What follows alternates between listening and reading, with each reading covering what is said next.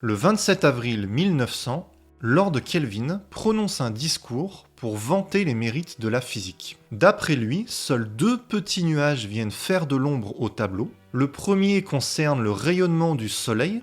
Les théories de l'époque n'expliquent pas ce qu'on observe. Et le second, c'est l'expérience de Michelson. Quand on mesure la vitesse de la lumière, on trouve la même valeur dans toutes les directions, malgré le mouvement de la Terre, et personne ne comprend pourquoi. Ce qui va dissiper le premier petit nuage, c'est rien de moins que la mécanique quantique, et pour le second problème, les physiciens vont faire une hypothèse complètement folle.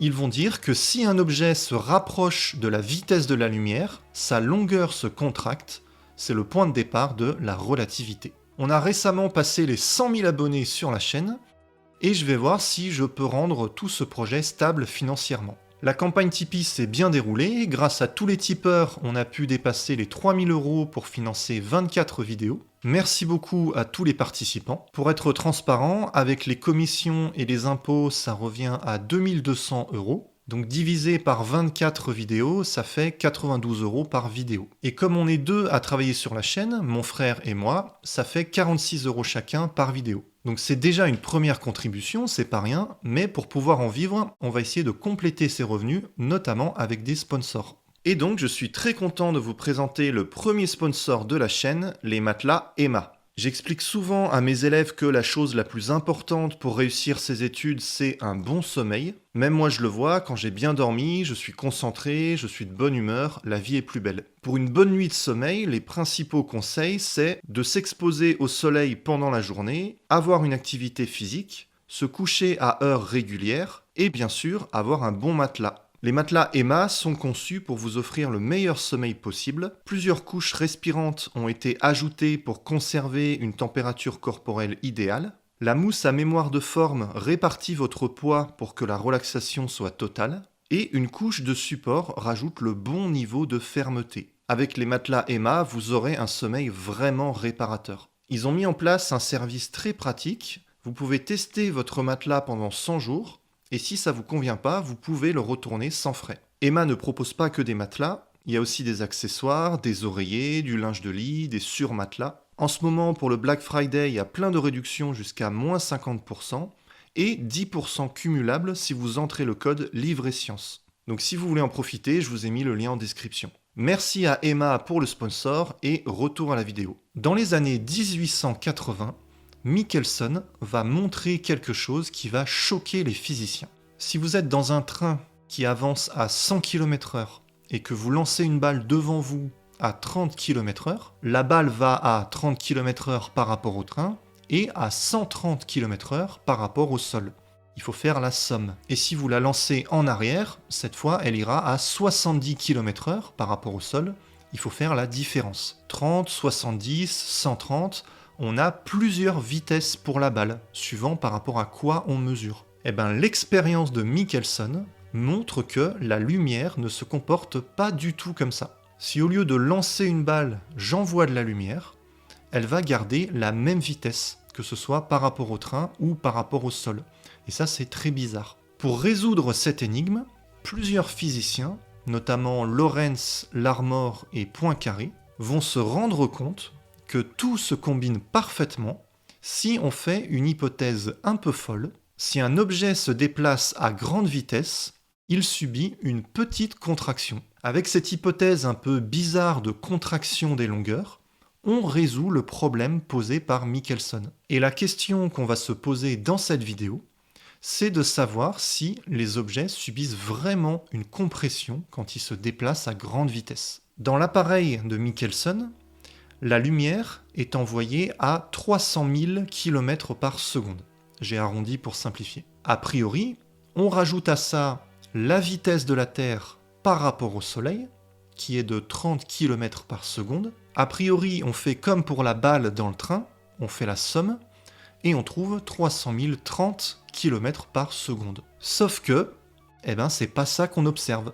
On observe 300 000 km par seconde. Donc les physiciens vont chercher une formule un peu plus élaborée qu'une simple somme. Et ce qui va guider leur recherche, c'est de dire que l'appareil se contracte un petit peu dans le sens du mouvement. Ça paraît farfelu, mais l'idée, c'est que, grâce à cette contraction, la distance à parcourir est moins grande. Par exemple, en une seconde, la lumière, au lieu de parcourir 300 030 km, elle va parcourir 300 000 km, un peu moins. Et donc, au lieu d'aller à 300 030 km par seconde, elle va seulement à 300 000 km par seconde. Grâce à cette astuce de contraction des longueurs, on obtient une vitesse de la lumière qui reste constante, en accord avec les observations.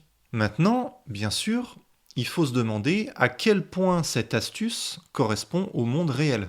Est-ce qu'il y a vraiment une contraction ou est-ce qu'on a juste triché avec des astuces mathématiques? On va mener l'enquête et pour ça, il va falloir définir précisément de quelle contraction on parle. Imaginez un vaisseau spatial qui passe à toute vitesse devant la Terre. Dans le vaisseau, il y a un astronaute qui mesure la distance entre l'avant et l'arrière du vaisseau. Et moi, depuis la Terre, je fais pareil. De mon point de vue, le vaisseau est en mouvement, donc si j'en crois les formules de Lorentz et de Larmor, je ne vais pas mesurer la même longueur que l'astronaute. De mon point de vue, il va y avoir une contraction des longueurs. Et pour transformer les mesures de l'astronaute en mes mesures, pour faire la conversion, Lorentz et Larmor utilisent donc une formule qu'on appelle aujourd'hui la transformation de Lorentz. Alors celui qui a vraiment donné la formule définitive, c'est Larmor, c'est pas Lorentz. Mais bon, Lorentz a vraiment beaucoup travaillé là-dessus, c'est lui qui a ouvert le chemin. Poincaré a décidé d'appeler ça la transformation de Lorentz, et c'est resté. Ce qu'il faut retenir, c'est que les mesures de l'astronaute et mes mesures ne sont pas les mêmes. Il y a une transformation entre les deux, c'est la transformation de Lorentz. Grâce à cette transformation, on obtient la fameuse contraction des longueurs qui permet d'expliquer les observations de Michelson. Les formules sont un peu trouvées à tâtons. À l'époque, on ne sait pas trop comment les justifier. Et c'est Einstein qui va rendre les choses beaucoup plus claires en 1905 dans un article historique. Il va faire le lien entre la mesure des longueurs et la mesure du temps.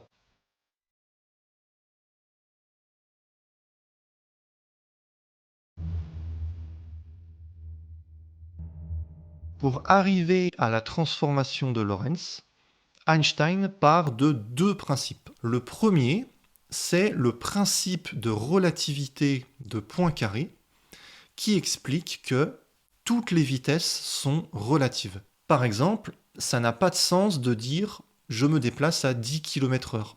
Il faut toujours préciser par rapport à quoi. 10 km/h par rapport au sol, par rapport au train, par rapport au soleil. Si on précise pas, ça veut rien dire. Une vitesse, c'est toujours relatif. C'est ça le principe de relativité. Et la deuxième hypothèse, qui va faire couler beaucoup d'encre, la vitesse de la lumière est toujours la même, peu importe le mouvement de l'émetteur ou du récepteur. Tant que ce récepteur est à vitesse constante, on appelle ça un référentiel galiléen, il va toujours mesurer une vitesse de la lumière égale à 300 000 km par seconde. Ça c'est vraiment bizarre, si le vaisseau spatial allume ses phares, la lumière devant lui va à 300 000 km par seconde, ok? Et si le vaisseau se déplace à une vitesse de 100 000 km par seconde par rapport à la Terre, on a envie d'ajouter les vitesses et de dire que la lumière va à 400 000 km par seconde par rapport à la Terre. Eh bien en fait non, la vitesse de la lumière est constante. Depuis la Terre, on mesure également 300 000 km par seconde. À partir de ces deux principes, Tonton Albert va aboutir à quelque chose qui paraît fou. La simultanéité est relative. Dire que deux événements arrivent en même temps, en fait, ça dépend du point de vue. Si l'astronaute claque des doigts en même temps dans son vaisseau, moi, depuis la Terre, je vais détecter des claquements à des instants différents. C'est simultané pour lui, mais pas pour moi. Quand on lit son article de 1905, on voit qu'Einstein définit le temps exclusivement à l'endroit où l'horloge se trouve. Le temps est un concept local. Aujourd'hui, on dit que ça dépend du référentiel. Dans le référentiel de la Terre ou dans le référentiel du vaisseau, on va mesurer des durées différentes. La mesure des durées est relative. Mais maintenant, vous allez me dire, Mais quel rapport avec la contraction des longueurs? Le rapport, c'est que pour mesurer une longueur, je dois prendre les positions à un instant donné. Dans son référentiel, l'astronaute va mesurer en même temps les positions de l'avant et de l'arrière du vaisseau, et dans le référentiel de la Terre, je vais mesurer en même temps la position de l'avant et de l'arrière du vaisseau. Sauf que, on vient de le dire, la simultanéité est relative. En même temps, dans le référentiel du vaisseau et en même temps dans le référentiel de la Terre, ça ne veut pas dire la même chose. Quand l'astronaute mesure l'avant et l'arrière du vaisseau de manière simultanée pour lui, pour moi, depuis la Terre, les mesures qu'il fait ne sont pas simultanées. Pour connaître la longueur dans mon référentiel, de mon point de vue, il faut que je fasse les mesures en même temps pour moi. Et c'est logique, si je fais pas ça, je vais trouver n'importe quoi. Par exemple, je mesure l'avant, j'attends un petit peu, le vaisseau se déplace, puis je mesure l'arrière, et je trouve que le vaisseau est tout petit. Ou alors je mesure d'abord l'arrière, j'attends que le vaisseau se déplace, ensuite je mesure l'avant, je trouve une taille beaucoup trop grande. Pour éviter ça, il faut absolument que mes mesures soient simultanées. Donc je mesure les positions en même temps de mon point de vue, et quand je fais ça, mes mesures ne sont pas simultanées pour l'astronaute. Les deux points de mesure que moi je vais utiliser ne vont pas convenir à l'astronaute. Il va utiliser deux autres points. C'est ça qui est important. On ne va pas utiliser les mêmes couples de points. Et donc, on ne va pas trouver la même longueur. C'est à cause de ça qu'il y a une contraction des longueurs. La distance que je vais mesurer sera plus courte. Tout ça parce que la simultanéité est relative. La contraction des longueurs vient du fait que le temps ne s'écoule pas de la même manière sur Terre et dans le vaisseau. On commence à voir que l'espace et le temps sont des concepts intimement liés.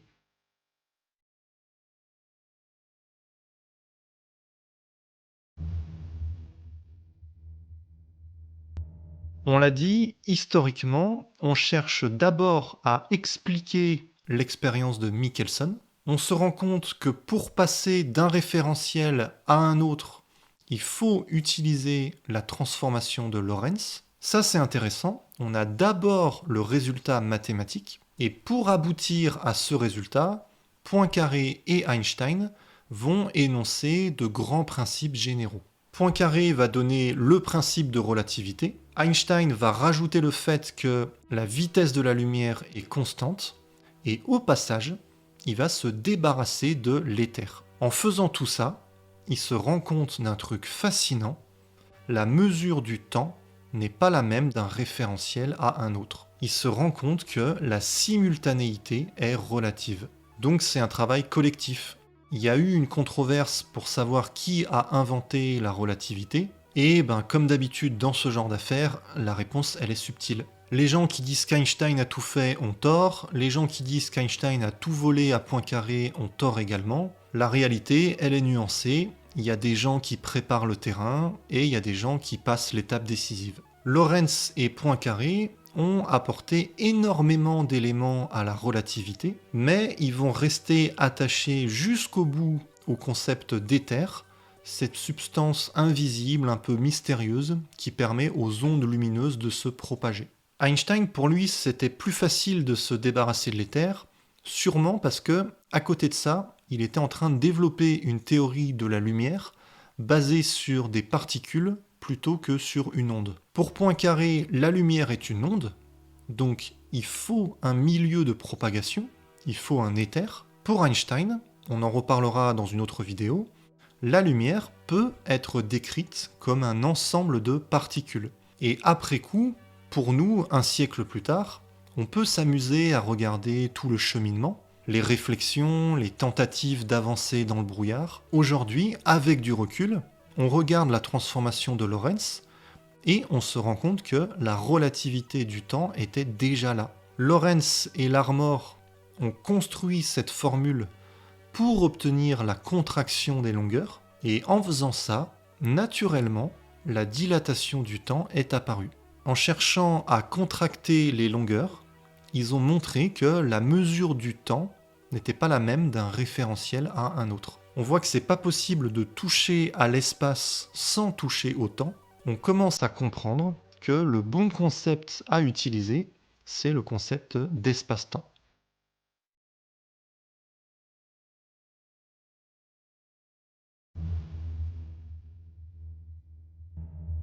Pour rendre ça plus concret, on peut s'amuser à donner quelques exemples numériques. Le nombre qui décrit à quel point la contraction est importante, on appelle ça le facteur de Lorentz et on le note gamma. C'est un nombre qu'on va évoquer plusieurs fois dans cette série, c'est quelque chose d'important. Ce facteur de Lorentz, gamma, dépend de la vitesse du vaisseau. Plus le vaisseau est rapide, et plus la contraction des longueurs sera importante.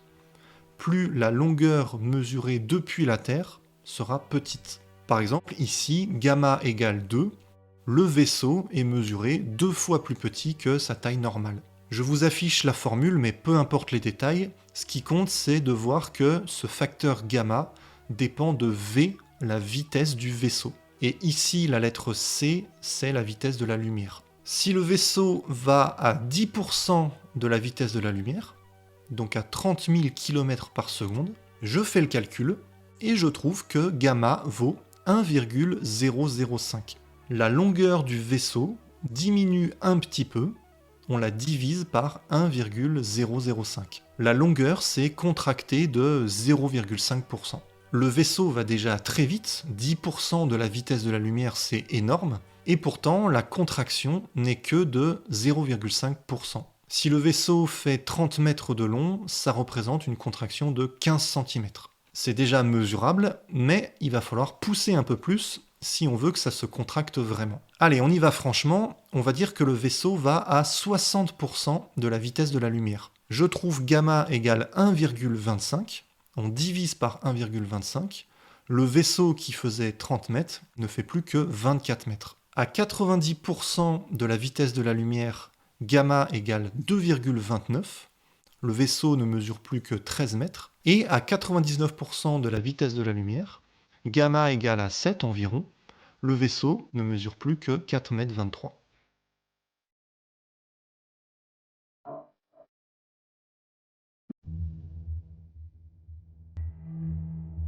On l'a dit, depuis la Terre, je mesure des longueurs plus petites. L'astronaute mesure que son vaisseau fait 30 mètres, et moi, depuis la Terre, je vais mesurer par exemple seulement 4 mètres. Là, il y a une question qu'on se pose souvent à ce stade du raisonnement. Pourquoi est-ce que je ne pourrais pas inverser la situation? Je pourrais dire que c'est le vaisseau qui est à l'arrêt et que c'est la Terre qui se déplace. Je peux dézoomer un peu, je regarde le système solaire, je vois la Terre qui tourne autour du Soleil. Sur une durée de quelques minutes, la Terre va quasiment en ligne droite. Et par rapport au Soleil, elle se déplace à 30 km par seconde, environ 100 000 km/h.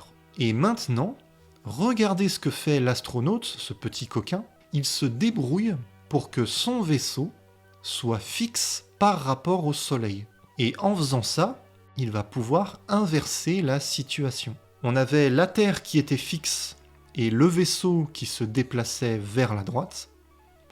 Maintenant, c'est le vaisseau qui est fixe et la Terre qui se déplace vers la gauche. Et les deux points de vue sont valables, c'est ça le principe de relativité de Poincaré. Une vitesse, c'est relatif, c'est pas quelque chose qu'on ressent. D'ailleurs, là, pendant que vous regardez cette vidéo, vous le sentez pas, mais la Terre, elle est en train de se déplacer à 100 000 km/h par rapport au Soleil. Vous le ressentez pas parce qu'on s'en fiche de la vitesse. C'est relatif, ça n'a pas d'effet physique. Tant qu'il n'y a pas d'accélération, les deux référentiels sont valables, que ce soit le vaisseau ou la Terre.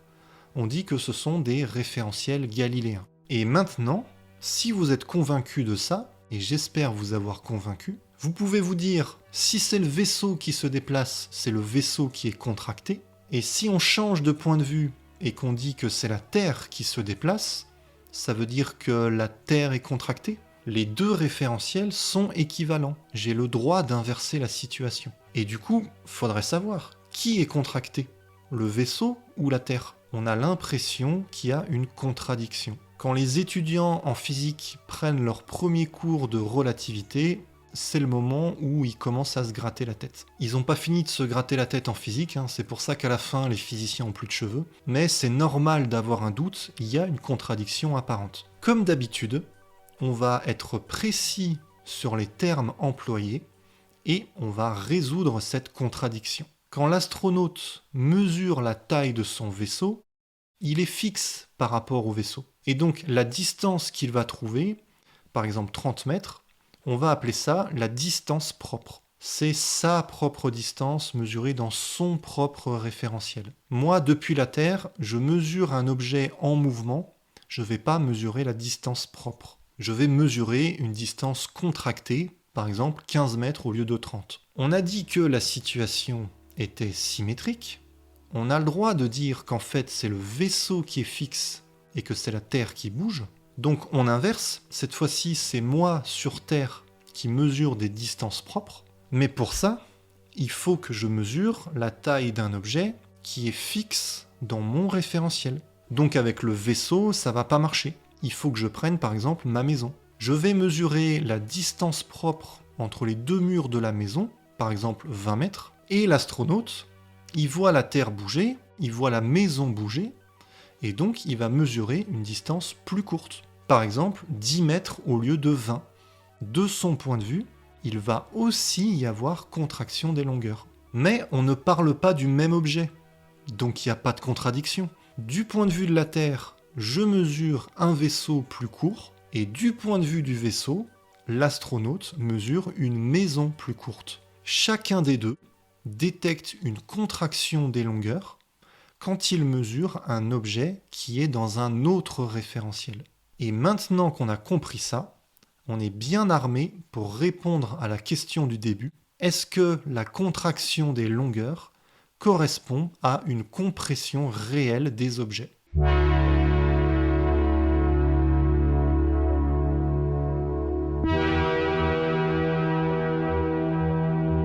Que subissent les objets quand ils se déplacent à grande vitesse ? Est-ce qu'ils sont comprimés pour de vrai ? Est-ce qu'ils ressentent cette compression ? Est-ce que la pression augmente dans le vaisseau spatial ? Est-ce que l'astronaute se fait écrabouiller ? Ou, vous me voyez peut-être venir, est-ce que c'est pas juste un effet de perspective ? Vu l'exemple qu'on a donné avec la Terre qui se déplace et le vaisseau qui est fixe, vous connaissez déjà la réponse. Cette question de la compression réelle ou fictive, l'astronaute pourrait se la poser vis-à-vis de nous. Il pourrait s'inquiéter pour nous, vu qu'il mesure une maison contractée. Si le vaisseau va très vite par rapport à la Terre, l'astronaute, il peut considérer que c'est la Terre qui va très vite par rapport au vaisseau. Il pourrait se dire, mais attends, la maison elle se contracte là, ils sont en train de se faire écraser là-dedans. Et nous on a juste à lui dire, non non, t'inquiète pas, ici tout va bien, c'est pas une compression réelle. La maison fait bien 20 mètres de notre point de vue, elle n'a pas bougé. Si tu mesures 10 mètres seulement, c'est parce que tu as mesuré les murs de la maison en même temps, mais en même temps pour toi. Je t'ai bien regardé, j'ai vu les deux moments où tu as mesuré l'avant et l'arrière de la maison. Pour toi, c'était en même temps, mais de mon point de vue, c'était pas simultané. Tu n'as pas mesuré la longueur propre de la maison. Tu n'as pas mesuré la vraie longueur. Tu t'es fait avoir par un effet de perspective. Pour savoir ce que je ressens, il faudrait te mettre dans mon référentiel. Il faudrait te placer de mon point de vue. Et dans mon référentiel, quand je prends les mesures en même temps, la maison n'a pas bougé, elle fait bien 20 mètres. Ne t'inquiète pas, je ne suis pas en train de me faire écraser. Donc d'après la relativité, on mesure bien des contractions de longueur, mais ça ne correspond pas à une compression réelle des objets. Pour aboutir à tout ça, Einstein part de deux choses. Premièrement, le principe de relativité de Poincaré, les vitesses sont relatives. Et deuxièmement, la vitesse de la lumière est constante dans tous les référentiels galiléens, les référentiels qui n'accélèrent pas. À partir de ces deux hypothèses, il retrouve la transformation de Lorentz qui permet de changer de point de vue, de passer d'un référentiel à un autre. Et grâce à cette transformation, Einstein montre que la simultanéité est relative, le temps ne se mesure pas de la même manière d'un référentiel à un autre, les longueurs sont contractées quand je mesure un objet en mouvement. Il trouve aussi la bonne formule pour la combinaison des vitesses. Au lieu de faire la somme comme ce que faisait Galilée, on a une formule plus compliquée. Et à partir de cette formule, il montre qu'il est impossible de dépasser la vitesse de la lumière. Ça aussi, on en reparlera une autre fois. Aujourd'hui, on mesure la contraction des longueurs en accord parfait avec la relativité. Donc cette contraction des mesures est bien réelle, mais ça ne correspond pas à une compression physique des objets mesurés. Si ça vous a plu, vous pouvez mettre un pouce vers le haut, ça soutient la chaîne. Encore merci à Emma pour le sponsor, et à très bientôt pour de nouvelles aventures sur Livre et Sciences.